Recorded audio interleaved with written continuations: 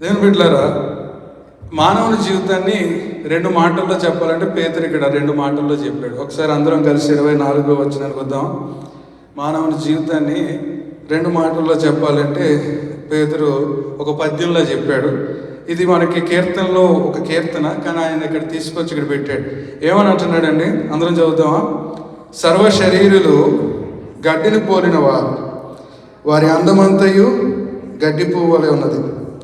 గడ్డి ఎండును, దాని పువ్వు రాలును, అయితే ప్రభువు వాక్యం ఎల్లప్పుడూ నిలుచు.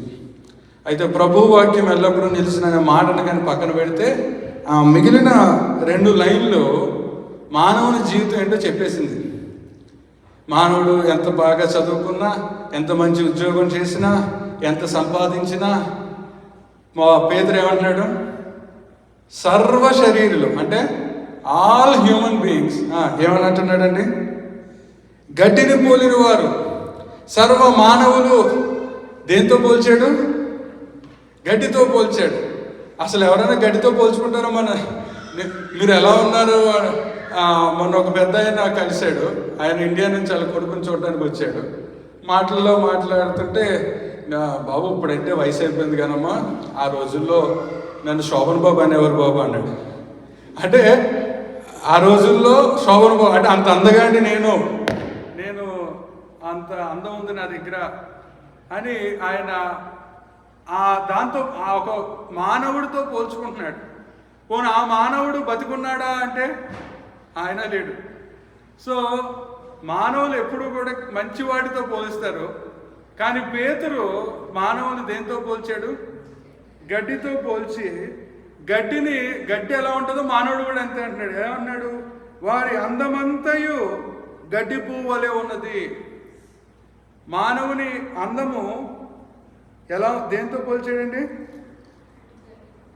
గడ్డి పువ్వుతో పోల్చాడు. అయితే ఆ అందానికి మనకున్న ఘనతలన్నీ పెట్టుకోవచ్చు, మన క్వాలిఫికేషన్స్ అన్నీ పెట్టుకోవచ్చు, మన ఎలిజిబిలిటీస్ అన్నీ పెట్టుకోవచ్చు. కానీ ఆ ఎలిజిబిలిటీస్ అన్నీ కూడా ఏమైపోతాయి అంటున్నాడు? మళ్ళీ దాన్ని దేంతో పోల్చాడు? గడ్డి పువ్వుతో పోల్చాడు. సో మానవుడిని గడ్డితో పోల్చాడు. మానవుడికి ఉన్న ఎలిజిబిలిటీస్, క్వాలిటీస్ని దేంతో పోల్చాడు? ఇప్పుడు గడ్డి పువ్వుతో పోల్చాడు. ఆ తర్వాత ఏమంటున్నాడండి? గడ్డి ఎండును, దాని పువ్వు రాదు. అయిపోయింది మానవ జీవితం.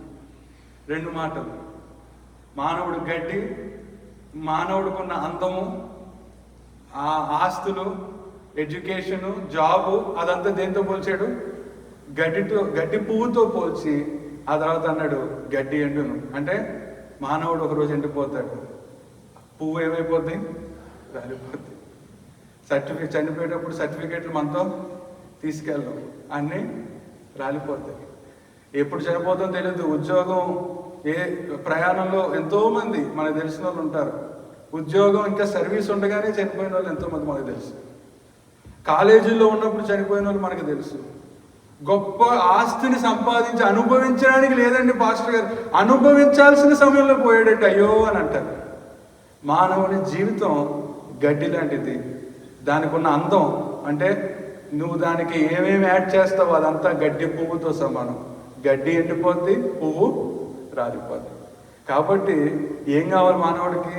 ఈ ఎండిపోయే జీవితానికి, రాలిపోయే జీవితానికి ఇప్పుడు పేతురు మనం 1వ అధ్యాయం 3 నుంచి మనం చూసుకుంటే రక్షణ ఎలా వచ్చింది, రక్షణ ఏమి తెచ్చింది, రక్షణ ఏమి అడిగింది, రక్షణ ఏమి ఇచ్చింది, రక్షణ ఏది ఉంచుకోమంది, రక్షణ ఏం మార్చింది, ఇలా ఒక మామూలుగా అవుట్లైన్ రాసుకున్నాం. కాబట్టి కొన్ని విషయాలు మనం చూద్దాం. అయితే పేతురు మానవుని జీవితాన్ని పువ్వుతో ఒక దాంతో పోల్చి, ఈ మానవుని జీవితంకి అందం ఎలా వస్తుంది, ఎటర్నిటీ ఎలా వస్తుంది, నిత్యత్వం ఎలా వస్తుంది, మానవుడు నిత్యము సంతోషంగా ఎలా ఉండగలడు, నిత్య సంతోషం ఎలా లభిస్తుంది, నిత్య ఆనందము, నిత్య మహిమ. ఈ మానవుని జీవితానికి రక్షణ అనేది లేకపోతే అది ఎండిపోద్ది, రాలిపోద్ది. కానీ ఈ మానవ జీవితానికి రక్షణ అనేది ప్రసాదించబడితే, రక్షణ అనేది ఎవరైతే పొందుకుంటారో, రక్షణ అనేది ఎవరైతే స్వీకరిస్తారో వారి జీవితాలు ఎలా ఉంటాయో ఈరోజు మనం చూద్దాం. అయితే 1వ అధ్యాయం 3వ వచనంలో మొదటిగా మనం చూస్తే రక్షణ ఎలా వచ్చింది, how salvation came to us, who is the source of salvation, రక్షణకు మూలం ఎవరు అని మనం చూస్తే 3వ వచనంలో పేతురు అంటున్నాడు, మన ప్రభువు యేసు క్రీస్తు తండ్రి అయిన దేవుడు స్తుతింపబడును గాక, మృతులలో నుండి యేసు క్రీస్తు తిరిగి లేచుట వలన. రక్షణ ఎలా వచ్చింది? రక్షణ ఎలా వచ్చిందండి? ప్రభు అయిన యేసు క్రీస్తు వల్లే రక్షణ మనకు ప్రసాదించబడింది. ఏమంటున్నాడంటే మృతులలో నుండి యేసు క్రీస్తు తిరిగి లేచుట వలన. యేసు ప్రభు కూడా చాలా మంది కల్మషం చేసేస్తున్నారు. యేసు ప్రభుని చాలా మంది అన్ని దేవుని పక్కన ఫోటోలో పెట్టుకుంటున్నారు. యేసు ప్రభువును కూడా అన్ని దేవుళ్ళు నమ్ముతానండి, ఈయన కూడా నమ్ముకుంటానండి అని అంటున్నారు. అయ్యా, అసలు దాంతో పోల్చలేము, ఆయన ఎవరితోనూ పోల్చలేము. రక్షకుడు ఒకడే, రక్షకుడు ఒక్కడే. ఆ రక్షకుడి ప్రభు అయిన యేసు క్రీస్తు. పేతురు తన దృష్టిలో ఇది రక్షణ యొక్క సమరి. 1వ అధ్యాయం అంతా కూడా the blessings of salvation, the greatness of salvation, the uniqueness of salvation, రక్షణ యొక్క విశిష్టతను అతను చెప్పుకొని వచ్చి 2వ అధ్యాయం నుంచి కూడా అక్కడ ప్రాక్టికల్ లైఫ్ ఉంటుంది. పరిశుద్ధులుగా మనం ఎలా బ్రతకగలం, అన్యోన్యంగా ఎలా మనం బ్రతకగలం అనే విషయాలు చెప్తూ, అయితే ముందు రక్షణ గురించి చెప్తూ ఉన్నాడు. రక్షణకు గల కారకుడు ఎవరంటే మన ప్రభువగు యేసు క్రీస్తు, దేవుడు స్తుతింపబడును గాక, మృతులలో నుండి యేసు క్రీస్తు తిరిగి లేచుట వలన. యేసు క్రీస్తు ఈ లోకానికి రావడం, ఆయన మన పాపాల కోసం చనిపోవడం, ఆయన తిరిగి లేవడం. యేసు ప్రభు తిరిగి లేచాడు. Resurrection is part of salvation. Jesus Christ is the source of salvation. Yesu Kristu వలన మనకి రక్షణ వచ్చింది. అంటే ఇప్పుడు రక్షణ ఏమి తెచ్చింది? మొదట రక్షణ ఎలా వచ్చిందండి? రక్షణ యేసు ప్రభు వల్ల వచ్చింది. ఇప్పుడు రక్షణ ఏమి తెచ్చింది? ఒకసారి మనం 4వ వచనం చదివితే రక్షణ ఏం తీసుకొచ్చిందంటే జీవముతో కూడిన నిరీక్షణ మనకు కలుగునట్లు.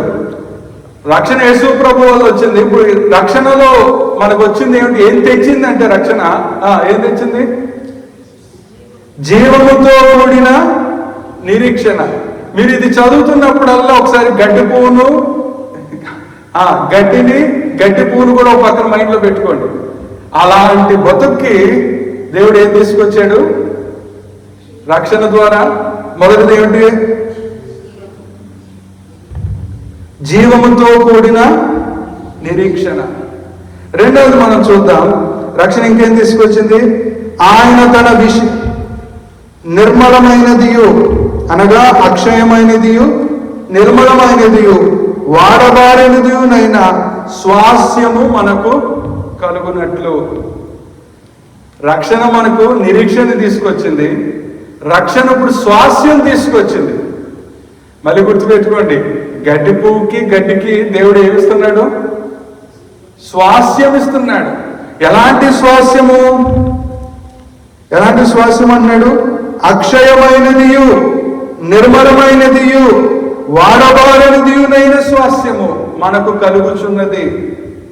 స్వాస్యం ఇస్తున్నాడు మనకి. మన నాన్నగారు ఒక 10 ఎకరాలు ఇచ్చాడు అనుకోండి, ఆ 10 ఎకరాలకి ట్యాక్స్ కట్టాలి, ఆ 10 ఎకరాలు క్లీన్ చేయించుకోవాలి, ఆ 10 ఎకరాలు కాపాడుకోవాలి. ఎంత టెన్షన్ ఉంటుందో మనకు వచ్చే స్వాస్యం వల్ల వచ్చే కష్టాలు. కానీ దేవుడిచ్చే స్వాస్యము వాడబారనిది. ఆ మాటలు చూడండి, పేతురు వివరిస్తున్నాడు. అక్షయమైనది, నిర్మలమైనది, వాడబారనిదినైన స్వాస్యము. ఇంకేమిస్తున్నాడు? మొదట ఆయన నిరీక్షణ ఇచ్చాడు. రక్షణ తెచ్చింది. ఏం తెచ్చింది? నిరీక్షణ తెచ్చింది, స్వాస్యము తెచ్చింది. 3, ఆయన తన విశేష కనికరము చొప్పున మనలను మరలా జన్మింపజేసెను. మనకు జన్మనిచ్చింది. రక్షణ యేసు ప్రభు వల్ల వచ్చింది. ఆ యేసు ప్రభు వల్ల మనకు కొన్ని రక్షణలో కొన్ని వచ్చాయి. ఏమిటి? నిరీక్షణ, స్వాస్యము, 3 జన్మ. మరలా జన్మింపజేసెను. గుర్తుపెట్టుకోండి, మానవుని జీవితం, నేను ఆ మాట చెప్తూ ఉంటాను, అది గడ్డి లాంటిది, అది ఎండిపోతుంది, రాలిపోతుంది. ఇక్కడ అలాంటి జీవితానికి దేవుడు రక్షణ ద్వారా ఇస్తున్న విషయాలు గమనించండి. 3 విషయాలు మనం చూసాం. స్వాస్యము, నిరీక్షణ, జన్మ, మరలా జన్మింపజేశాను. సో రక్షణ ఎలా యేసు ప్రభు వల్ల వచ్చింది. రక్షణ మనకు కొన్ని 3 విషయాలు తెచ్చింది. ఇప్పుడు రక్షణ అడుగుతుంది. ఏమడుగుతుందో చూద్దాం. 5వ వచనం, కడవరి కాలమందు బయలుపరచబడుటకు సిద్ధముగా ఉన్న రక్షణ మీకు కలుగునట్లు, అందరం మాట చదువుదామా? విశ్వాసము ద్వారా దేవుని శక్తి చేత కాపాడుబడు మీ కొరకు. ఇప్పుడు రక్షణకి కావాలి, ఏం కావాలి? రక్షణ మన దగ్గర నుంచి ఒకటి కోరుకుంటుంది. ఏమిటండి? గట్టిగా చెప్పాలి. విశ్వాసం, ఫెయిత్. అంత మించి ఏదన్నా మీరు అధ్యాయం అంతా చదవండి, రోమాపత్రిక అంతా చదవండి, దేవుడు మన దగ్గర నుంచి ఏది అడగట్లా. కొంతమంది రక్షణ అంటే ఏంటంటే, మా సైడు కొన్ని సంఘాలు ఉంటాయి, వాళ్ళు ఏంటంటే సంవత్సరానికి ఒకసారి మీటింగ్స్ జరుగుతాయి. ఆ మీటింగ్స్కి వెళ్ళినప్పుడు 3 రోజులు ఉపవాసం ఉండాలి. 3 రోజులు ఉపవాసం ఉంటే చిన్నప్పటి నుంచి చేసిన పాపాలన్నీ ఒప్పుకోవాలనుకుంటారు. అన్నీ ఒప్పుకోవాలంటే ఎక్కడవుతుంది? ఇక్కడ ఒకటే దేవుడు నీ దగ్గర నుంచి కోరుకుంటున్నాడు. ఏంటంటే ఆ మాట? విశ్వాసం. ఆయన యందు విశ్వాసం. యోహాను 1:12 తనను ఎందరు అంగీకరించుదురో, అనగా తన నామమందు ఏమంటున్నాడు? విశ్వాసం ఉంచువారు ఆ దేవుని పిల్లలకు అధికారము దేవుడిస్తున్నాడు అంటాడు. 1:12. యోహాను 3:16 దేవుడు తన అద్వితీయ కుమారుణ్ణి పంపించాడు, కాగా ఆయన యందు విశ్వాసం ఉంచువాడు నశింపక నిత్య. మీరు బైబిల్లో దేవుడు రక్షణ విషయంలో మన దగ్గర నుంచి కోరుకుంటుంది ఒకే ఒక విషయం. అదేమిటి? విశ్వాసం, ఫెయిత్ ఒక్కటే పెట్టాలి. అబ్రహాము దేని ద్వారా రక్షణ పొందాడు? విశ్వాసం. పౌలు రోమాపత్రిక, మీరు విశ్వాసము వలన రక్షింపబడ్డారు, మీ వలన కలిగినది కాదు. ఇప్పుడు చాలా సంఘాల్లో, చాలా క్రైస్తవుల్లో కొన్ని యాడింగ్లు ఎక్కువైపోతున్నాయి. మీరు పలానా పాస్టర్ గారితో ప్రార్థించుకుంటేనే మీకు రక్షణ అంటున్నాడు. మీరు పలానా దానికి డబ్బులు ఇస్తేనే రక్షణ అనుకుంటున్నారు. డబ్బులు ఇవ్వడం వల్ల రక్షణ రాదు. రక్షణ ఇస్ ఫ్రీ. రక్షణ ఓన్లీ విశ్వాసం ఉంచు చాలు. దేవుడు ఏది కోరుకోవట్లా. రక్షణ అంటే డబ్బులు కానుక ఇవ్వడం. కొంతమంది కానుక ప్రతి ఆదివారం లేదా ప్రతి నెల దశంభాగం ఇవ్వడం రక్షణ పరలోకానికి వెళ్ళిపోదు. No, you can't go to heaven by giving money. దశంభాగం ఇవ్వడం వల్ల పరలోకానికి వెళ్ళవు. బైబిల్ నువ్వు దశంభాగం ఇస్తేనే పరలోకానికి వెళ్తావు అని చెప్పలేదు. గత వారం మనం మాట్లాడాం, చర్చ్ మెంబర్షిప్ ఈజ్ సాల్వేషన్ అనుకుంటున్నారు కొంతమంది పుట్టు క్రైస్తవులు మీకు ఇంక రక్షణతో పని లేదండి. బైబిల్ అంటుంది ఏ భేదము లేదు. రోమా 3:23 ఏ భేదము లేదు, అందరూ దేవుడు అనుగ్రహించి మహిమను కోల్పోయారు. అందరూ పాపము చేసి, అక్కడ ఏమన్నాడండి? అందరూ అన్నాడా? కొంతమంది అన్నాడు. మా నాన్నగారు జైల్లో సేవ చేస్తాడు. ఇప్పటికి 50 సంవత్సరాలు జరుగుతుంది.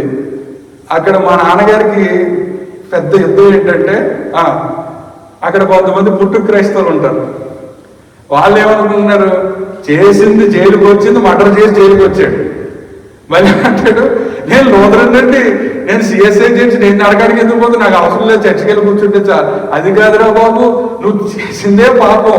నువ్వు ఇప్పుడు నీ పాపం ఒప్పుకొని ప్రభు యేసు క్రీస్తు నీ పాపాల కోసం మరణించాడని నువ్వు హృదయంలో విశ్వసించి ఆయన నీ రక్షకుని అంగీకరిస్తేనే నువ్వు రక్షింపబడతావు అంటే, లేదు మా తాత బిషప్, మా నాన్నగారు పాస్టర్, మరి అన్నప్పుడు జైలుకి ఎందుకు వచ్చావు? చాలా మంది రక్షణలో కన్ఫ్యూజన్. ఇక్కడ రక్షణకి కావాల్సింది ఒకే ఒకటి. ఏమంటున్నాడు 5వ వచనంలో? సిద్ధముగానున్న రక్షణ మీకు కలుగునట్లు విశ్వాసము ద్వారా దేవుని శక్తి చేత కాపాడుబడు మీ కొరకు. నువ్వు ఎప్పుడైతే విశ్వసిస్తావో యేసు ప్రభుని నీ హృదయంలో నమ్ముకుంటావో, అప్పుడే అదే రక్షణ నిన్ను అడుగుతుంది. రక్షణ యేసుక్రీస్తుగా వచ్చింది. రక్షణ నీకు ఎన్నో తెచ్చింది. రక్షణ ఇప్పుడు నిన్ను అడుగుతుంది. ఏమడుగుతుంది? విశ్వాసం. ఎవరన్నా ఎవరన్నా మీ దగ్గరికి వచ్చి నేను క్రైస్తవుని అవ్వాలనుకుంటున్నాను, ఏం చేయాలంటే మీరు ఏం చెప్పాలి? మా చర్చికి రానాలా? మా పాస్టర్ గారితో ప్రార్థన చేయించుకుంటే రక్షణ పొందుతావా? మా దగ్గర నూనె ప్యాకెట్లు కొంటే రక్షణ పొందుతావా? రక్షణ ఎలా పొందుతావు? బైబిల్ ఏం చెప్తుంది? విశ్వాసము ద్వారా. ఇక వేరే దారి లేదు, విశ్వాసం ఒకటి. ఇంకా మిగిలిన వాళ్ళు ఎవరైనా ఏదైనా ఎక్స్ట్రా చెప్తుంటే వాళ్ళు అబద్ధ బోధ చేస్తున్నారని గుర్తుపెట్టుకోండి. విశ్వాసము ద్వారానే నువ్వు రక్షింపబడతావు. ఇప్పుడు రక్షణ అడిగింది, ఇప్పుడు రక్షణ ఇంకా కొన్ని ఇస్తుంది. ఏంటో చూద్దాం. 7వ వచనం మనం చదువుదాం. దానికి ముందు 6వ వచనం మనం చదివితే, ఇందువల్ల మీరు మిక్కిలి ఆనందించుచున్నారు కానీ అవసరమును బట్టి, ఇందువలన మీరు మిక్కిలి ఆనందించుచున్నారు. ఎందువలన? రక్షణ ఆనందాన్ని ఇస్తుంది, మిక్కిలి ఆనందాన్ని ఇస్తుంది. ఎందుకు, ఎలా వచ్చిందో మనం చూద్దాం. 5వ వచనం, విశ్వాసము ద్వారా దేవుని శక్తి చేత కాపాడుబడు మీ కొరకు ఆ స్వాస్యము పరలోకమందు భద్రపరచబడి ఉన్నది. నువ్వు నీ సంతోషం. మనం ప్రారంభంలో చదివాం, పేతురు మన జీవితాన్ని గడ్డి లాంటిది, అడవి గడ్డి పువ్వు లాంటిది అన్నాడు. అలాంటి మన జీవితాలకు యేసు ప్రభు వచ్చాడు, రక్షణ తెచ్చాడు. రక్షణతో పాటు స్వాస్యము, అలాగే నిరీక్షణ, నూతన జన్మను ఇచ్చాడు. ఇచ్చి మనల్ని కేవలం విశ్వసించమంటున్నాడు. విశ్వసించడం వల్ల ఏమవుతుంది అంటే, విశ్వాసం వల్ల ఏమవుతుందండి? దేవుని శక్తి చేత కాపాడుబడు మీ కొరకు ఆ స్వాస్యము పరలోకమందు భద్రపరచబడి ఉన్నది. You are forever saved. నువ్వు ఒక్కసారి ప్రభువునందు విశ్వాసం వస్తే ఇంకెన్నటికీ నువ్వు దేవుని బిడ్డవే. ఇంకెన్నటికీ నిన్ను దేవుని బిడ్డను కాదనడానికి కుదరదు. అదేంటన్నా, మొన్న ఒకరు అన్నారు, ఒక స్టూడెంట్ అడిగాడు ప్రశ్న, బ్రదర్ మరి పాపాలు ఒప్పుకొని మరి నేను రక్షణ పొందుతాను కదండి, మరి తప్పులు చేస్తాను అన్నాడు. అప్పుడు అన్న, యోహాను 1:6, తనను అందరూ అంగీకరించుదురు అనగా తన నామమందు విశ్వాసం ఉంచు వారికి దేవుని బిడ్డలకు అధికారాన్ని ఇచ్చాడు అన్నాడు. అంటే నువ్వు విశ్వసించగానే నువ్వు ఏమయ్యావు? ఇప్పుడు దేవుని బిడ్డవయ్యావు. You became the family member. ఇప్పుడు ఇక్కడ ఎవరన్నా ఏ ఇంటి పేరు అని అంటే బాధ అవుతుంది. ఓకే, ఒక ఇంటి పేరు, అందరికి ఇంటి పేరు ఉంది కదండి, అందరికి ఇంటి పేరు ఉంది. ఒక్కొక్కరితో ఒక్కొక్క ఇంటి పేరు. మాది ఒక ఇంటి పేరు, రాహుల్తో ఒక ఇంటి పేరు, డేవిడ్తో ఒక ఇంటి పేరు.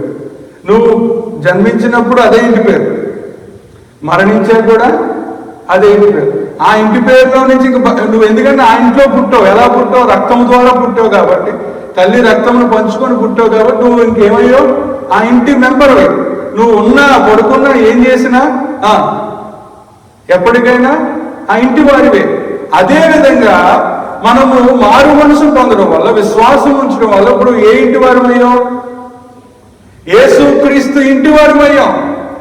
ఇక నువ్వు ఎప్పటికీ ఆ ఇంటి వారివే. ఒక్కసారి నేను మా ఇంట్లో పుట్టాను, మా ఇంటిలో పుట్టడం వల్ల ఎప్పటికీ ఇంకా నేను ఆ ఇంటి వాడినే. మనం ఏదైనా మీరు నా దగ్గర నుంచి తీయగలరు, నా ఇంటి పేరు మార్చలేరు. అలాగే ఇక్కడ ఒక్కసారి దేవుని బిడ్డవయ్యాక, ఒక్కసారి నువ్వు దేవుని కుటుంబంలో జాయిన్ అయ్యాక నువ్వు ఎప్పటికీ దేవుని బిడ్డవే. ఒకవేళ ఈ భూమి మీద నీకున్న ఇంటి పేరు మరణంతో ఆగిపోద్దేమో కానీ మరణించాక కూడా సమాధి పేరు మీద ఏముంటుంది? సమాధి పేరు మీద ఇంటి పేరు పెడతారు. కాబట్టి ఎప్పటికీ నీకు ఆ ఇంటి పేరు ఉన్నట్టు ఒక్కసారి ప్రభువుని విశ్వసిస్తే నువ్వు దేవుని బిడ్డవుతావు. ఇంక ఎప్పటికీ దేవుని బిడ్డవే. అప్పుడు ఈ అబ్బాయి తెలివైన వాళ్ళుగా స్టూడెంట్స్ అక్కడ తాగుతారు. అన్నా మరి సరే, నేను దేవుని బిడ్డ, మరి నేను పాపం తప్పు చేశాను, తప్పు చేసాక ఒకవేళ ఒప్పుకోకుండా చనిపోతే పరలోకానికి వెళ్తానా అన్నాను. అప్పుడు నేను అన్నాను, నేను ఒక ఇంటి వాడిని, ఇప్పుడు ఒక ఇంటికి చెందిన వాడిని, మా ఇంటి పేరు రామచంద్రుని, ఆ ఇంటి వాడిని కాబట్టి నేను ఎక్కడున్నా నేను మా ఇంటిలో మా అమ్మగారు రక్తం పంచుకొని పుట్టాను కాబట్టి నేను ఎక్కడున్నా ఆ ఇంటి వాడినే, ఏం చేసినా ఆ ఇంటి వాడినే. నేను తప్పు చేస్తే మా తల్లిదండ్రులకు అవమానం తెచ్చినోడిని అవుతాను, కానీ నేను పిల్లోని కాకుండా పోను, బిడ్డను కాకుండా పోను, ఎప్పటికీ ఇంకా ఆ ఇంటి వాడిని. అట్లాగే నువ్వు ఒక్కసారి దేవుని బిడ్డవయ్యాక, ఒక్కసారి ప్రభువునందు విశ్వాసం ఉంచాక నువ్వు ఎప్పటికీ దేవుని కుమారుడు కుమార్తెవు. నువ్వు ఏం చేసినా నిన్ను ఆ బంధం నుంచి ఎవ్వరూ విడదీయలేడు. అదే అంటున్నాడు ఇక్కడ. ఏమంటున్నాడు 5వ వచనంలో, దేవుని శక్తి చేత కాపాడు మీ కొరకు ఆ స్వాస్యము పరలోకమందు భద్రపరచబడి ఉంది. ఇప్పుడు విశ్వాసం ద్వారా నువ్వు దేవుని బిడ్డవయ్యో, నీ రక్షణ పరలోకంలో ఇంకా భద్రమైపోయింది, రిజిస్టర్ అయిపోయింది. అప్పుడు 6వ వచనం చదవండి. ఏమంటున్నాడు? ఇందువలన మీరు మిక్కిలి ఆనందించుచున్నారు. నీ ఆనందం ఏమైంది? ఇక్కడ పేతురు అంటున్నాడు, రక్షణ వలన ఒక ఆనందం వచ్చింది. అది ఎందుకంటే పరలోకంలో నేను ఎప్పటికీ దేవుని బిడ్డను. ఇంకో ఆనందం చెప్తున్నాడు 9వ వచనం. ఇదే ఆనందం. ఇప్పుడు ఆయన కనులారా చూడకే విశ్వసించుచు మీ విశ్వాసమునకు ఫలమును అనగా ఆత్మరక్షణ పొందుచు చెప్పనాసక్యమును మహిమాయుక్తమునైన సంతోషము గలవారై ఆనందించుచున్నారు. నీ మిక్కిలి ఆనందం దేనికంటే రక్షణ వల్ల నువ్వు విశ్వసించావు, ఇక దాన్ని బట్టి నువ్వు ఆనందిస్తున్నావు. ఇప్పుడు ఇంకో సంతోషాన్ని యాడ్ చేశాడు. మీ విశ్వాసమునకు ఫలమును అనగా ఆత్మరక్షణను పొందుచు చెప్పనాసక్యమును మహిమాయుక్తమునైన సంతోషము గలవారై ఆనందించుచున్నారు. మీ సంతోషము, మీ ఆనందము ఏంటి? మన రక్షణ ప్రభువునందు విశ్వాసించడం వల్ల అదే మన సంతోషం. పరలోకానికి వెళ్తాను నేను, అదే నీ ఆనందం. చూడండి, ఎక్కడ గడ్డి పువ్వు, ఎక్కడ గడ్డి, ఎక్కడ గడ్డి పువ్వు. మన జీవితాలు అలాంటి జీవితాలకు దేవుడు ఏమేమి ఇస్తున్నాడు చూడండి. రక్షణ ద్వారా, రక్షణ ద్వారా నీకు మిక్కిలి ఆనందాన్ని ఇస్తున్నాడు. రక్షణ ద్వారా నీకు సంతోషాన్ని ఇస్తున్నాడు. ఇంకేం మనం చూద్దాం. రక్షణ ద్వారా ఏమొస్తుందో 7వ వచనం. నశించిపోవు సువర్ణము అగ్ని పరీక్ష వలన శుద్ధపరచబడుచున్నది కదా, దానికంటే అమూల్యమైన మీ విశ్వాసము ఈ శోధనల చేత పరీక్షకు నిలిచినదే. యేసుక్రీస్తు ప్రత్యక్షమైనప్పుడు మీకు మెప్పును మహిమయు ఘనతయు కలుగుటకు కారణమగును. రక్షణ నీకు ఆనందాన్ని ఇస్తుంది, సంతోషాన్ని ఇస్తుంది. ఇప్పుడు ఏమిస్తుంది రక్షణ? మెప్పు, మహిమ, ఘనత కలుగుటకు కారణమాయను. ఒకరోజు దేవుడు ఏం చేస్తాడు? మెచ్చుకుంటాడు. ఒకరోజు దేవుడు నీకు మహిమనిస్తాడు, ఒకరోజు దేవుడు నీకు ఘనతనిస్తాడు. చూడండి ఎన్ని భాగ్యాలు రక్షణ వల్ల. రక్షణ వల్ల ఆయన నిన్ను మెచ్చుకుంటాడంట ఒకరోజు. ఎందుకంటే నువ్వు ఆయన్ని చూడకుండా విశ్వసించావు. యేసుప్రభుని ఇక్కడ ఎవరన్నా చూసారా? కల్లారా? చూడరా? మనం చూడకుండా విశ్వసించినందుకు పేతురు రాస్తున్నాడు, తన స్వహస్తాలతో రాసిన మాటలువి పరిశుద్ధాత్మ చేత ప్రేరేపించబడి ఆయన అంటున్నాడు, ఒకరోజు నీకు మెప్పు వస్తుంది. ప్రభువు నిన్ను మెచ్చుకుంటాడు, ప్రభువు నిన్ను మహిమపరుస్తాడు, ప్రభువు నిన్ను ఘనపరుస్తాడు. నువ్వు ఆయన యందు విశ్వాసం ఉంచు. ఆయన చూడకుండా విశ్వాసం ఉంచినందుకు దేవుడు రక్షణ నీకు ఇస్తుంది. అంతేకాదండి, 11వ వచనాన్ని మనం చదువుదాం. 11వ వచనం అందరూ చదువుదాం. ఈ రక్షణను గురించి పరిశీలించుచు తమ యందున్న క్రీస్తు ఆత్మ క్రీస్తు విషయమై శ్రమలను గురించి వాటి తర్వాత కలుగబోవు మహిమల గూర్చి ముందుగా సాక్ష్యం ఇచ్చినప్పుడు రక్షణ మెప్పును, రక్షణ ఘనతనిస్తుంది, మెప్పునిస్తుంది, సంతోషాన్ని ఇస్తుంది. రక్షణ ఇప్పుడు మహిమను కూడా ఇస్తుంది. అయితే అక్కడికి వెళ్ళే ముందు, ఆ మహిమను పొందుకునే ముందు మనకు కొన్ని శ్రమలు ఉంటాయి. చాలాసార్లు ఎందుకు బ్రదర్ రక్షణ పొందిన వెంటనే పరలోకానికి వెళ్ళిపోవచ్చు కదా, ఎందుకు ఈ భూమి మీద అంటారు. నేను ఎక్సోడస్ సిరీస్ ఒక చర్చిలో మాట్లాడుతూ ఉన్నాను. వాళ్ళు ఒక అబ్బాయి వచ్చి, పాస్టర్ గారంటే మీరు నిర్గమాకాండ అని చెప్తున్నారు, ఎందుకు యేసు ప్రభు పాలు తేనెలు ప్రవహించే దేశానికి తీసుకెళ్ళిపోతాను అన్నాడు కదా, డైరెక్ట్ గా ఎందుకు తీసుకెళ్ళిపోలేదు పాస్టర్ గారు అన్నాడు. డైరెక్ట్గా పార్వతీయులను తీసుకెళ్ళిపోవచ్చు కదా. మధ్యలో మారా వచ్చింది, ఏలీం వచ్చింది, మొరియా వచ్చింది, అలాగే సీనాయి వచ్చింది. ఇన్ని అనుభవాలు ఎందుకండి అంటే, నేను అన్నా డైరెక్ట్గా నిన్ను పాలు తేనెలు ప్రపంచ దేశానికి తీసుకెళ్ళిపోతే నీకు మన్నా విలువ తెలుస్తుందా? నీకు ఆ కౌజు పిట్టులు పరలోకంలో నుంచి దేవుడు పెట్టిన ఆహారాన్ని గుర్తుంటుందా అన్న. దేవుడు మనల్ని గమ్యస్థానాన్ని ఖచ్చితంగా తీసుకెళ్తాడు. మనందరం ఒకరోజు పరలోకానికి వెళ్తాం. కానీ ఈ శ్రమలు ఉన్నాయే, ఈ టెన్షన్స్ ఉన్నాయే, మన చర్చిలో అంతదా ఎక్కడెక్కడ మన చర్చిలో ఒక్కొక్క కుటుంబాన్ని టచ్ చేస్తే ఒక్కొక్కరితో ఒక్కొక్క అనుభవం.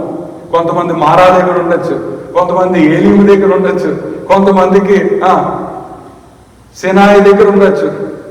మనం అందరం ఒకరోజు గమ్యస్థానానికి వెళ్తాం. కానీ ఈ మధ్యలో ఈ మారా అనుభవం ఉంటుంది, ఆ టెన్షన్ పడిన అనుభవాలు ఉంటాయి, ఆ కంగారు పడిన అనుభవాలు ఉంటాయి. నాకు మొన్న లాస్ట్ వీక్ నాకు మీ అందరికీ పాపం చాలా కంపెనీలు ఉన్నాయి, మీకు చాలా ఉద్యోగాలు. నేను చదివిన చదువుకి నాకు ఒక ఉద్యోగమే, ఒక ఆర్గనైజేషనే. అప్పుడు ఆ అబ్బాయి అన్నాడు, అంటే ఏంటి వీళ్ళు అంటే, I don't have second option అన్నా. కంపెనీ ఇంటర్వ్యూలో నేను సెలెక్ట్ అవ్వకపోతే ఆప్షన్ లేదు, I need to pack my luggage and go back అన్నాడు. వాళ్ళందరితో ఒక్కొక్క అనుభవం. కొంతమందికి పిల్లల విషయమే అనుభవం, కొంతమందికి ఒక్కొక్క సిచ్యువేషన్లో దేవుడు పెడతాడు. ఆ పెట్టినప్పుడు ఆయన మన్నాను కురిపిస్తాడండి. అది పరలోకానికి వెళ్ళినప్పుడు ఇవే మన కథలు, ఇవే మన స్టోరీస్, ఇవే మన అనుభవాలు. మీరు అంటారు, నా సిచ్యువేషన్ మీకు తెలియదు, పరలోకంలో కూర్చున్నప్పుడు ప్రభువుని మహింపరిచినా ఎలా మహింపరుస్తాం అంటే, ఈ అనుభవాలే, ఈ బాధలే, ఈ కష్టాలే, ఇవి నిన్ను ఏం చేస్తున్నాయంటే ఒక రోజు నిన్ను మహిమను పరిచే స్థితిలోకి తీసుకెళ్తున్నాయి. అమ్మో నా వల్ల కాదు, నేను ఈ కష్టం నేను భరించలేకపోతున్నాను, నేను అనుభవించలేకపోతున్నాను అని అనుకుంటావు నువ్వు ఈ క్షణం. ఆ రోజు వాళ్ళు అనుకున్నారు, ఏంటి మోషే ఐగుప్తులో మాకు దోసకాయలు ఉన్నాయి, కీరకాయలు ఉన్నాయి, వంకాయలు ఉన్నాయి, బెండకాయలు ఉన్నాయి, ఎందుకు మమ్మల్ని ఈ అరణ్యంలో చంపడానికి తీసుకొస్తున్నావా అని పాపం వచ్చింది, కోపం వస్తుంది. ఎందుకంటే వాళ్ళతో ఏం చెప్పాడు మోషే, మిమ్మల్ని పాలు తేనెలు తీసుకెళ్లి దేశానికి దేవుడు తీసుకెళ్తానన్నాడు కానీ మధ్యలో మారా గురించి చెప్తే వీళ్ళందరూ వస్తారా? మధ్యలో ఏలీం గురించి చెప్తే వీళ్ళందరూ వస్తారా? రారు. వీళ్ళు రారనే దేవుడు ఆ విషయం చెప్పి ఈ అనుభవాల గుండా నడిపించాడు. మన రక్షణ కూడా అంతే. మనము మహిమపరచబడ్డానికి, మనం ఆయన్ని ఒకరోజు గణపరచబడ్డానికి దేవుడు ఇక్కడ కూర్చున్న ఆయన ఎందు విశ్వాసం ఉంచిన ప్రతి ఒక్కరికి ఒక్కొక్క అనుభవం, ఒక్కొక్కరికి ఒక్కొక్క అనుభవం. నా అనుభవం మీకు తెలియదు, మీ అనుభవం నాకు తెలియకపోవచ్చు, కానీ ఆయనకు తెలుసు. ఒకరోజు నువ్వు అనుకుంటావు, ఒకరోజు వెళ్ళిపోతాం, రిటైర్డ్ అయిపోయాక కూర్చున్నప్పుడు ఆలోచిస్తూ ఉంటే ఎన్ని అనుభవాలు, ఎన్ని టెన్షన్స్, ఎన్ని గందరగోళాలు. కానీ వెనక్కి తిరిగి చూసుకుంటే అదొక మెమరీ. అదేవిధంగా మనం రక్షణలో మనం మహిమపరచబడే ఆ సమయం వచ్చే వరకు మనకి ఈ మధ్యలో శ్రమలు ఉంటాయి. ఎవరైనా సరే యేసు ప్రభువుని నమ్ముకుంటే నీకు కష్టాలు రావు, నీకు రోగాలు రావు అని అన్నాడంటే అది దొంగపోదని గమనించండి. ఇక్కడ రక్షణలో ఏమున్నాయి అంటున్నాడు పేతురు, ఏమంటున్నాడండి? క్రీస్తు విషయమైన శ్రమలను గూర్చియు, అలాగే 7వ వచనంలో మనం చూస్తే, మీ విశ్వాసము ఈ శోధనల చేత పరీక్షకు నిలిచినదై. రక్షణలో శోధనలు ఉంటాయి, పరీక్షలు ఉంటాయి, ఇంకేమున్నాయి మనం చూసాం, శ్రమలు ఉంటాయి. ఈ రక్షణ ప్రయాణంలో, ఈ జీవిత యాత్ర, రక్షింపబడిన ప్రతి ఒక్కరి జీవితంలో శ్రమలు ఉంటాయి, పరీక్షలు ఉంటాయి, శోధనలు ఉంటాయి. ఆ వాటికి ఎవరైతే నిలబడతారో అప్పుడు యేసు ప్రభు అంటాడు, నా బిడ్డ. ఆయన ఏమంటాడో నాకు తెలియదు, కానీ అక్కడ ఆ మాట మాత్రం నేను చదివినప్పుడు 7వ వచనం చివరి లైన్లో, మీకు పరీక్షకు ఎవరైతే పాస్ అవుతారో, శోధనల చేత పరీక్షకు నిలిచి ఎవరైతే పాస్ అవుతారో వాళ్ళని ఏమంటాడు దేవుడు? యేసు క్రీస్తు ప్రత్యక్షమైనప్పుడు మీకు ఓకే అంటే మనందరికీ పొగడ్తలంటే ఇష్టం లేని వాళ్ళు ఎవరున్నారు చెప్పండి, అవునా కాదా? పొగడ్తలు నాకు ఇష్టం లేని వాళ్ళు అంటే ఎవరు ఉండరు. అందరికీ పొగడ్తలు అంటే ఇష్టం. పిల్లలు పొగడుతూ ఇంకా ఇష్టం, భర్తని పొగడుతూ ఇంకా ఇష్టం, భార్యను ఇలా పొగడ్తలు అంటే ఇష్టం. యేసు ప్రభు పొగుడతాడు అంటే మనల్ని ఒకరోజు, నువ్వు కష్టాలు బాధలు, నేను ఎందుకు నాకు ఈ కష్టం, ఎందుకు నాకు ఈ బాధ, ఎందుకు నాకు ఈ కన్నీరు, ఎందుకు నాకు ఈ దుఃఖం, ఎందుకు నాకు ఈ స్ట్రెస్ అని నువ్వు ఈరోజు అనుకుంటున్నావే, ఈ బాధల్లో, ఈ శ్రమల్లో, ఈ నిందల్లో నువ్వు నిలబడితే ఒకరోజు నిన్ను ఎప్రిషియేట్ ఎవరు చేస్తారంట? యేసు ప్రభు మనల్ని ఎప్రిషియేట్ చేయడం ఏంటి? అక్కడ అంటున్నాడు పేతురు, అదే అంటున్నాడు, యేసు క్రీస్తు ప్రత్యక్షమైనప్పుడు, ఆయన ప్రత్యక్షమైనప్పుడు ఆయన ఏమంటున్నాడు? నిన్ను మెచ్చుకుంటాడు, నిన్ను ఘనపరుస్తాడు, నిన్ను మహిమపరుస్తాడు. ఈరోజు నువ్వు ఏదో కష్టంలో ఉండుంటావు, ఏదో బాధలో ఉండుంటావు, కానీ నువ్వు నిలబడు, భయపడకు. నిలబడితే దేవుడు నిన్ను ఒకరోజు మెచ్చుకుంటాడు. ఒక అవమానం నీలో ఒక అవమానంతో నువ్వు ఉంటావు, ఒక నిందతో నువ్వు ఉంటావు, ఒక బాధలో నువ్వు ఉన్నావు. ఒకరోజు యేసు క్రీస్తు ప్రత్యక్షమైనప్పుడు వన్ డే ఆయన ఖచ్చితంగా ప్రత్యక్షమవుతాడు. ఆ రోజు నిన్ను ఆయన మెచ్చుకుంటాడు, నిన్ను మహిమపరుస్తాడు, నిన్ను ఘనపరుస్తాడు. చూడండి, రక్షణలో ఎన్ని ఉన్నాయో చూడండి. రక్షణ అని సింపుల్గా అంటే కాదు, రక్షణలో ఇన్ని శ్రేష్టమైన విషయాలు ఉన్నాయి. ఇప్పుడు రక్షణ ఇచ్చింది, ఇప్పుడు రక్షణ ఉన్నమంది, రక్షణ మనం కొన్ని విషయాలు ఉన్నమంది. అదేంటో మనం చూద్దాం. 13వ వచనంలో ఏమంటున్నాడంటే, కాబట్టి మీ మనస్సు అను నడుము కట్టుకొని నిబ్బరమైన బుద్ధి గలవారై యేసు క్రీస్తు ప్రత్యక్షమైనప్పుడు మీకు తేబడు కృప విషయమై సంపూర్ణ నిరీక్షణ కలిగి ఉండండి. రక్షణ ఏమంటుందంటే నిరీక్షణతో ఉండండి అంటుంది. రక్షణ ఇంకో విషయంతో ఉండమంది ఏంటంటే 16వ వచనం, గనుక 14, నేను పరిశుద్ధుడినై ఉన్నాను కనుక మీరును పరిశుద్ధులై ఉండండి అని వ్రాయబడి ఉన్నది. కాబట్టి నీకు ఉండాల్సింది ఏంటి? రక్షణలో నీకు ఉండాల్సింది రెండు. ఒకటి నిరీక్షణ ఉండాలి, రెండు పరిశుద్ధత ఉండాలి.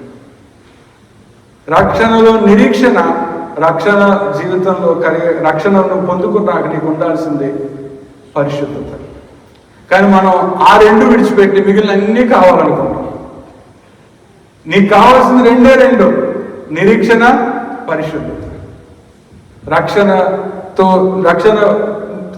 రక్షణను నువ్వు కలిగి ఉండాలంటే నీకు ఉండాల్సింది నిరీక్షణ, పరిశుద్ధత. ఇక చివరిగా మనం ఒక విషయాన్ని చూద్దాం. 21వ వచనం. ఆయన జగత్ పునాది వేయబడక మునిపే నియమింపబడెను గాని తన మృతులలో నుండి లేపి తనకు మహిమనిచ్చిన దేవుని ఎడల తన ద్వారా విశ్వాసులైన మీ నిమిత్తము కడవడి కాలముల యందు ఆయన ప్రత్యక్షపరచబడెను. కాగా మీ విశ్వాసమును నిరీక్షణయు దేవుని యందు ఉంచబడి ఉన్నవి. రక్షణ నిన్ను కొంచెం ఉంచుకోమంటుంది. అదే ఈ మాటలన్నీ కూడా కన్ఫ్యూజ్ అవుతారు. రక్షణ పొందాక నీకు ఉండాల్సింది ఒకటే, నిరీక్షణ, పరిశుద్ధత. క్రైస్తవులమైన మనం ఏది ఉంచుకోవాలంటే నిరీక్షణ, పరిశుద్ధత. నువ్వు అది కాకుండా ఈ లోకంలో ఎన్ని సంపాదించి నువ్వు దాచుకున్నా అవన్నీ ఒక రోజు విడిచిపెట్టేయాలి. రక్షణ గురించి మాట్లాడేటప్పుడు మనకు లోకమంతా ఇక ఎందుకు ఇదే లోకం, ఇంకా అవసరం లేదు లోకంతో అనే స్థితికి వెళ్తాం మనం. రక్షణలో అంత ఘనం ఉందండి, అంత విశిష్టత ఉంది. ఇక ఫైనల్గా నేను చెప్తున్నాను, రక్షణ మార్చేస్తుంది. ఎలా మారుస్తుందో చూద్దాం. 22వ వచనం మనం చదివితే, మీరు క్షయబీజం నుండి కాక శాశ్వతముకు జీవము గల దేవుని వాక్య మూలముగా అక్షయ బీజము నుండి పుట్టింపబడిన వారు గనుక నిష్కపటమైన సహోదర ప్రేమ కలుగునట్లు మీరు సత్యమునకు విధేయుల చేత మీ మనసులను పవిత్రపరచుకొని వారై ఉండి ఒకరికొకరు హృదయపూర్వకముగాను మిక్కటముగాను ప్రేమించుడి. రక్షణ ఎవరైతే కలుగుతారో వారి ప్రవర్తన మారిపోద్ది. This is the change. ఇదే మార్పు. వీళ్ళు ఎలా బ్రతుకుతారంట? సత్యములకు విధేయులుగా ఉంటారు, మనస్సులను పవిత్రంగా ఉంచుకుంటారు, హృదయపూర్వకముగా మిక్కటముగా ప్రేమించుకుంటారు. ఇదే క్రైస్తవ మిషనరీస్ చరిత్రలో మనం చూసుకుంటే వారు రక్షణ పొందాక వారు దేశాన్ని వదిలేశారు. రక్షణ పొందాక వారి కుటుంబాలు విడిచిపెట్టారు. రక్షణ పొందాక వారి కొన్నదంతా ప్రజల కోసం ఖర్చు పెట్టేశారు. రక్షణ పొందాక వారు నిస్వార్థంగా ప్రేమించారు. ఇది మార్పు అనేది వస్తుంది రక్షణ ఎవరైతే పొందుతారో. నిక్కపటమైన ప్రేమ. ఇప్పుడు ఎలక్షన్స్ జరుగుతున్నాయి ఇండియాలో, అందరూ న్యూస్ చూస్తూ ఉన్నాం. ఎంత గందరగోళం, ఎంత కుటిలత్వం, ఎంత మోసం, ఎన్ని అబద్ధాలు. ఇళ్లలో రెండు వర్గాలు. అన్నయ్య అంటే తమ్ముడికి పడదు, తమ్ముడు అంటే అన్నయ్యకి పడదు, అన్నయ్య అంటే చెల్లికి పడదు, చెల్లి అంటే అన్నయ్యకి పడదు, అత్తగారు మామగారు, మామగారు అత్తగారు. మనం ఎన్ని చూస్తూ ఉన్నాం. ఇదంతా ఇప్పుడు డైరెక్ట్ టీవీల్లో చూస్తూ ఉన్నాం. అంత గందరగోళంగా ఉంది. ఎందుకంటే వారికి రక్షణ లేదు. వాళ్ళకి కావాల్సింది పదవి, డబ్బు, స్వార్థం. కానీ బైబిల్ అంటుంది, అదే పేతురు అన్నాడు, సర్వ శరీరులు గడ్డిని పోలిన వారు, వారి అందమంతయు గడ్డి పువ్వు, ఎండిపోతారు, వాడిపోతారు. అయితే దేవుని వాక్యము ఎల్లప్పుడూ నిలుచును. ఈ రాత్రి రక్షణలోని ఎన్నో కోణాలు మనం చూసాం. రక్షణ యేసుక్రీస్తు ద్వారా వచ్చింది. రక్షణ కొన్ని మనకి తెచ్చింది. రక్షణ నిన్ను విశ్వసించమని అడిగింది. నువ్వు విశ్వసిస్తే దేవుడు నిన్ను మెచ్చుకుంటాడంటుంది. రక్షణ నిన్ను కొన్ని ఉంచుకోమంది. ఏమిటి? నిరీక్షణ, పరిశుద్ధత. చివరిగా రక్షణ నిన్ను మారుస్తారు. నిజంగా నువ్వు ప్రభువునందు విశ్వాసం ఉంచితే, నిజంగా ప్రభువుని నువ్వు నీ పాపాలు ఒప్పుకొని ప్రభువుని యేసుక్రీస్తు నీ సొంత రక్షకునిగా అంగీకరిస్తే నేను ఎలా చేస్తానంటే రక్షణ సహోదర ప్రేమ కలుగునట్లు. నాకు మా తమ్ముడి మీద ప్రేమ రావట్లేదండి, నాకు మా అన్నయ్య మీద ప్రేమ రావట్లేదండి, అసలు మా అత్తగారిని ఎంత ప్రేమిద్దామన్న ప్రేమ రాదు మాస్టర్ గారు అంటారు కొంతమంది. ఎందుకు రాదంటే నువ్వు రక్షణానుభవంలోనికి రావట్లా, నిన్ను నువ్వు సంపూర్ణంగా ప్రభువుకి సమర్పించుకోవట్లే. నిన్ను నువ్వు సంపూర్ణంగా ప్రభువుకి అప్పగించుకుంటే నీలో ఏమొస్తుంది అంటున్నాడు? సహోదర ప్రేమ. ఎలా వస్తుంది? సహోదర ప్రేమ నువ్వు ప్రభువునందు నిష్కపటముగా ఉంటే సహోదర ప్రేమ వస్తుంది. సత్యమునకు విధేయులవుతావు, మనస్సులను పవిత్రపరుచుకున్న వారు అవుతావు, హృదయపూర్వకముగా ప్రేమించడం మొదలు పెడతావు. నీవు హృదయపూర్వకముగా నీలో ప్రేమ రావాలి, అందరినీ ప్రేమించాలి, నిష్కపటంగా నువ్వు ఉండాలంటే రక్షణలో నువ్వు పాలువారు అవ్వాలి. అప్పుడు నీ జీవితానికి ఒక సార్థకత అవుతుంది. నీ జీవితం ఈ భూలోకంలో జీవిస్తున్నందుకు ఒక అర్థం వస్తుంది. లేదు నీ ఇష్టం వచ్చినట్టు బ్రతుకుతాను, నా ఇష్టం వచ్చినట్టు నేను జీవిస్తానంటే నీ జీవితం రెండు లైన్లు. ఏంటి? 24 సర్వ శరీరులు గడ్డి, వారి అందమంతయు గడ్డి పువ్వు, గడ్డి ఎండును దాని పువ్వు. ఇదే నీ జీవితం. కానీ రక్షణలోకి నువ్వు వస్తే, రక్షణ అనుభవంలోనికి నువ్వు వస్తే ఎన్ని ఆశీర్వాదాలు. మనం 3వ వచనం నుండి 23వ వచనం వరకు మనం చూస్తే ఎన్ని ఆశీర్వాదాలు, ఎన్ని అద్భుతాలు దేవుడు చేస్తాడు. గడ్డి లాంటి జీవితాన్ని మార్చే దేవుడు, వాడిపోయే జీవితాన్ని చిగురింపజేసే దేవుడు. ఇక్కడ అదే మనం చూస్తున్నాం. అక్షయమైనది, నిరీక్షణమైనది, వాడబారినది, అన్ని మాటలు ఉన్నాయి చూడండి. ఇదంతా రక్షణలో నువ్వు పాలివాడమైనప్పుడే. కాబట్టి దేవుని బిడ్డలారా, ఈ రాత్రికాల సమయంలో రక్షణలోని కొన్ని విషయాలు మనం చూసాం. పేతురు రక్షణను ఇంత స్పష్టంగా వివరించాడు. ఇంటికి వెళ్ళాక మీరు చదవండి. నీ జీవితం అందరి మానవుల్లో బతకాలనుకుంటున్నావా? రక్షణ పొంది దేవుని ఆశీర్వాదాలు పొందాలనుకుంటున్నావా? డెసిషన్ నీ చేతిలో ఉంది. యేసు ప్రభు ఎప్పుడు ఎవరిని బలవంతం చేయలేదు. నిర్ణయం మీరే తీసుకోండి అని ఆయన ఎప్పుడు మీకే ఇస్తాడు. కాబట్టి రాత్రి ఈ రక్షణ ఆశీర్వాదాలు కావాలనుకుంటే, ఒకరోజు దేవుడు నిన్ను మెచ్చుకోవాలనుకుంటే, ఒకరోజు దేవుడు నిన్ను గణపరచాలనుకుంటే నీ జీవితాన్ని ఆయన చేతుల్లో పెట్టు. రక్షణ పొందకపోతే ప్రభువా నన్ను రక్షించు, నా హృదయంలో నువ్వే నా రక్షకుడు, నన్ను నేను పరలోకానికి వెళ్ళి నాకు నీ సహాయం కావాలని నీ జీవితాన్ని ప్రభువుకు సమర్పించు. ప్రార్థన చేసుకుంటాం.